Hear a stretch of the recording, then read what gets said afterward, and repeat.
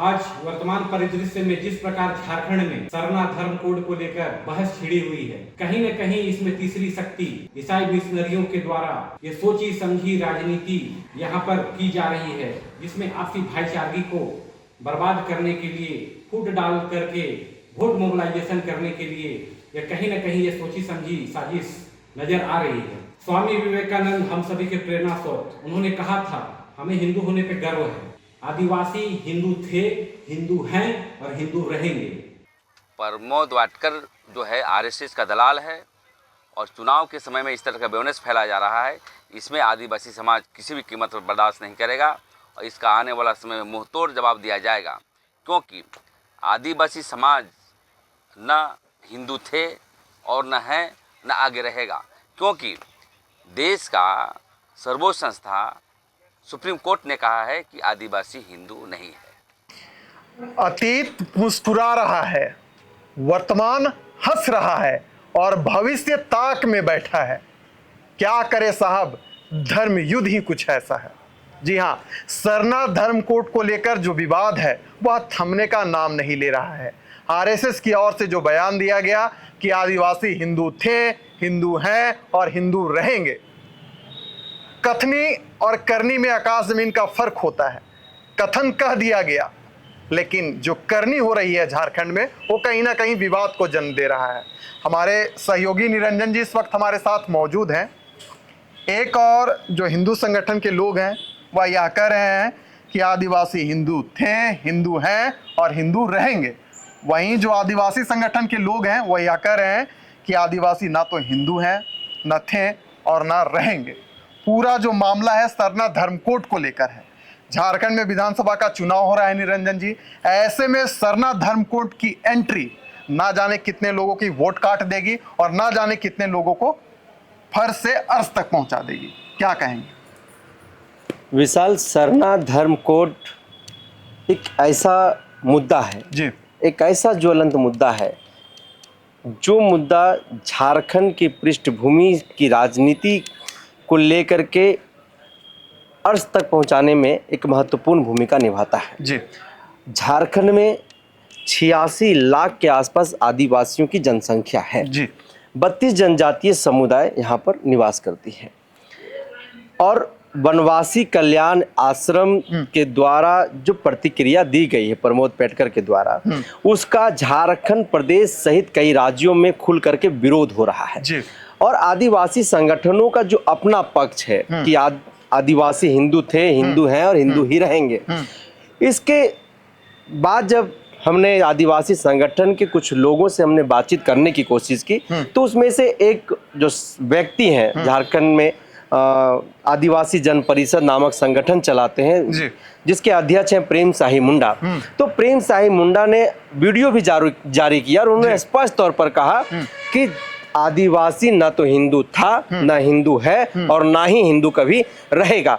जो हिंदू संगठन के लोग कह रहे हैं और जो वनवासी आश्रम के सदस्य के द्वारा जो बातें कहा गया है वो सीधे तौर पर आरएसएस का दलाल है। ये उन्होंने अपने वीडियो में सीधे तौर पर कहा है। उनको सबसे पहले आदिवासियत को जाननी चाहिए, आदिवासियत के इतिहास को पढ़ना चाहिए और आदिवासियों की जो अपनी संस्कृति है, अपना जो कल्चर है, उसके बारे में उसको जानना चाहिए। उन्होंने यह भी कहा कि सुप्रीम कोर्ट का एक अपना एक डिसीजन है जिसमें यह बातें कही गई है कि आदिवासी ना तो हिंदू है और ना ही हिंदू रहेगा।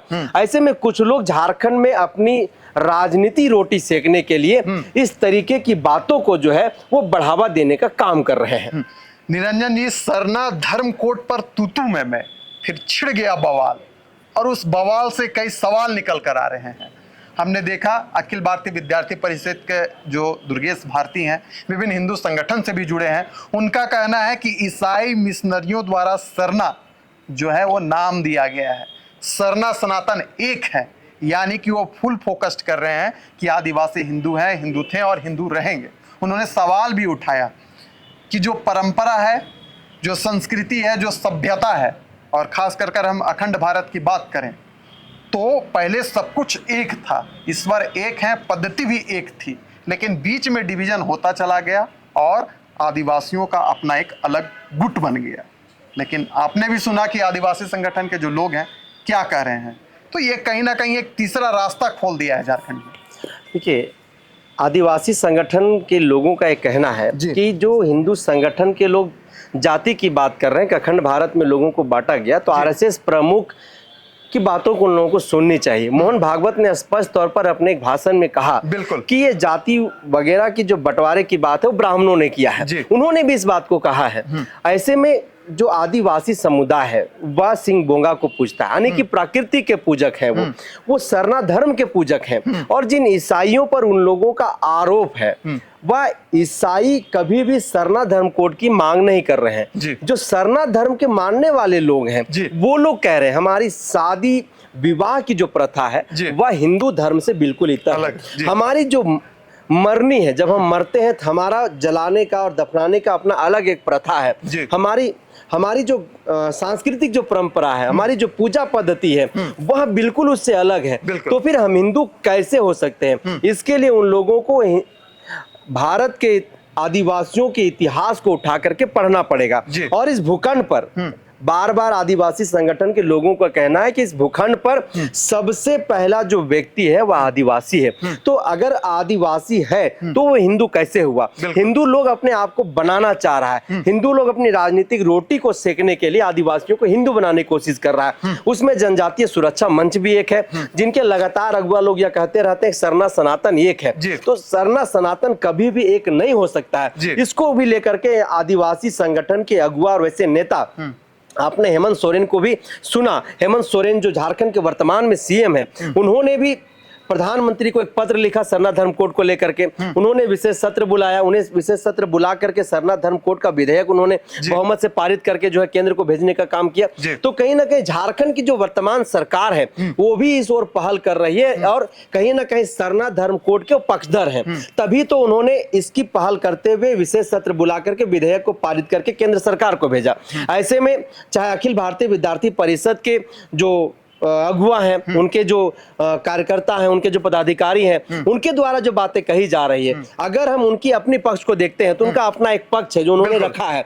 लेकिन आदिवासी संगठन के अगुआ, जो आदिवासी अगुआ हैं, सामाजिक कार्यकर्ता हैं या फिर जो नेता हैं, वो हमेशा इस बात का वो हुंकार भरते रहे। उन्होंने हमेशा अपने पक्ष को रखा है कि ना तो आदिवासी हिंदू है, ना तो आदिवासी हिंदू था और ना ही आदिवासी हिंदू रहेगा। और यह बातें आज इसलिए तुल पकड़ रहा है क्योंकि झारखंड में बस कुछ ही दिनों के बाद विधानसभा का चुनाव होना है। तो इस सरना धर्म कोड को लेकर के जिस तरीके से इस चुनावी महीने में, इस चुनावी रणभेद के वक्त वनवासी कल्याण आश्रम के पदाधिकारी के द्वारा जो कहा गया है, अगर हम सरना धर्म कोड मानने वाले लोगों की हम बात करें तो सीधे तौर पर यह कह रहे हैं कि उनकी यहाँ पर फुट डालो राज करो की राजनीति के तौर पर जो उस उद्देश्य से जो है इस स्टेटमेंट को कहा गया है। अगर इस पर वो सरना धर्म से के लोगों से माफी नहीं मांगते हैं, अपने स्टेटमेंट को वापस नहीं लेते हैं, तो हम लोग झारखंड प्रदेश में 2400 जिला में पुतला दहन करेंगे, सड़क पर उतरेंगे, सड़क को जाम करने का काम करेंगे। अगर ऐसा नौबत आया तो झारखंड भी हम लोग बंद करने का काम करेंगे। ऐसा आक्रोश जो है आदिवासी संगठन और पूरे आदिवासी समुदाय में है। विशाल, अगर निरंजन जी हम अतीत में झांक कर देखें, 2015 की बात है, मोहन भागवत आरएसएस प्रमुख हजारीबाग में, उन्हें लेकर पुतला भी दहन किया गया था क्योंकि उस समय भी उन्होंने यही बात कही थी कि आदिवासी हिंदू है। यानी कि फिर से झारखंड में जो सरना धर्म है या सरना धर्म कोड को अगर हम कोट कर देखें तो कहीं ना कहीं ये विवाद तो खड़ा करता है, लेकिन जो इस लड़ाई में कूदता है वो चारों खाने चित हो जाता है। यही हाल कहीं भारतीय जनता पार्टी के साथ तो नहीं दिख रहा है, क्योंकि देखिए आदिवासी का साफ तौर पर कहना है, जो आदिवासी समाज है यही कहते हैं कि हमारे लिए जल, जंगल, जमीन, पशु, पक्षी, पहाड़, हम इसकी पूजा करते हैं, पूर्ण रूप से हम प्राकृतिक पूजक हैं।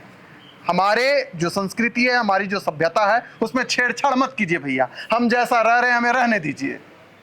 बिल्कुल विशाल, देखिए ऐसा है कि भारतीय जनता पार्टी को लेकर के खास करके झारखंड के आदिवासी हमेशा से विपक्ष में रहे। ऐसा नहीं कि भारतीय जनता पार्टी में आदिवासी नहीं है, लेकिन अमूमन आप देख सकते हैं कि झारखंड में 2019 की विधानसभा की चुनाव हो या फिर पिछले दिनों जो लोकसभा का चुनाव बीता है, उस विधानसभा के चुनाव से लेकर के लोकसभा के चुनाव में झारखंड के आदिवासियों ने भाजपा के खिलाफ में वोट करने का काम किया है। और इसका साफ जो आक्रोश आदिवासियों में रहा है वह यह रहा है कि आरएसएस के दलाल के लोग ही जो है झारखंड में फूट डालो और राज करो की राजनीति कर रहे जी। हैं। और हमारी जो पुरानी मांग है, अब तक केंद्र में पिछले 10 वर्षों से भाजपा की सरकार रहने के बावजूद इतने लंबे समय से हमारा समुदाय आंदोलन कर रहा है, दिल्ली से लेकर के झारखंड तक, और तमाम राज्य के आदिवासी संगठन आंदोलन कर रहे हैं, उसके बावजूद भी इन लोगों के कानों में जूं तक नहीं रहेगा। तो कहीं ना कहीं आगामी जो विधानसभा का चुनाव है और जिस तरह से यह प्रतिक्रिया वनवासी कल्याण आश्रम के प्रमोद जी के द्वारा जो आया है, कहीं ना कहीं इसका खामियाजा भारतीय जनता पार्टी को झारखंड में भुगतना पड़ेगा। जिस तरह से फिर से झारखंड के आदिवासी गोलबंद होने लगे हैं, और कुछ लोगों को अगर हम माने, क्योंकि हम लोग खुद देखते हैं कि देखिए जब ये कोई पूजा पाठ करते हैं तो ये वहां पर हंडिया चढ़ाते हैं। हंडिया जब तक ये नहीं चढ़ाएंगे तब तक इनकी पूजा जो है वह सार्थक नहीं होगा। क्या आदिवासी समाज की तरह ही हिंदू समाज के लोग अपने पूजा के दौरान हंडिया चढ़ाते हैं? अगर नहीं चढ़ाते तो हम हिंदू कैसे हुए? ये उनकी अपनी ये कहना है। तो कहीं ना कहीं दोनों पक्षों का अपना अपना एक विचार है, लेकिन आदिवासी पक्ष का जो पक्ष है वो कहीं ना कहीं मजबूत दिखाई देता है। और जिस तरह से 2015 में अगर हम आरएसएस प्रमुख मोहन भागवत की बातों को अगर हम देखते हैं, तो जिस तरह से झारखंड में उनको यह खमियाजा भुगतना पड़ा था, पूरे झारखंड में आदिवासी संगठन सड़क पर जिस तरह से उतर आए थे, उनके खिलाफ में उनका पुतला दहन भी किया गया था, आक्रोश प्रदर्शन किया गया था। इस स्टेटमेंट के बाद भी झारखंड के आदिवासी गोलबंद होने लगे, और कहीं ना कहीं इसका जो फायदा है सीधे तौर पर अगर मैं कहूं तो कुछ क्षेत्रीय पार्टियां और झामुमो को सीधे तौर पर इसका होने वाला है। और आज के दिन में अगर आदिवासी संगठनों की हम बात करें, प्रेम साई मुंडा की बात करें, अजय कच्छप की हम बात करें, ऐसे तमाम जो आदिवासी नेता हैं, उन लोगों का साफ कहना है कि इस तरीके की बयानबाजी करके झारखंड में आदिवासियों को कई गुटों में बांटने की एक कोशिश है, एक प्रयास है, जिस प्रयास में हम लोग ना तो कभी उनको सफल होने देंगे और ना ही हम लोग मुकम्मल होने देंगे। इसके विरोध में हम लोग सड़क पर उतरेंगे और सड़क पर उतर करके इसका घोर हम लोग विरोध करेंगे। जी, तो चलिए, सरना धर्म कोड पर बहस छिड़ चुकी है। जो आदिवासी के भावनाओं के साथ खिलवाड़ करेगा, हम उनके साथ खिलवाड़ करेंगे। ये स्टेटमेंट मेरा नहीं बल्कि विभिन्न आदिवासी संगठन से जुड़े जो नेता हैं, जो उनके अगुवा हैं, उनका कहना है। अब देखने वाली बात होगी कि सरना धर्म कोड का क्या इम्पैक्ट होता है आने वाले समय में। इस चर्चा को यहीं करते हैं समाप्त। दीजिए इजाजत।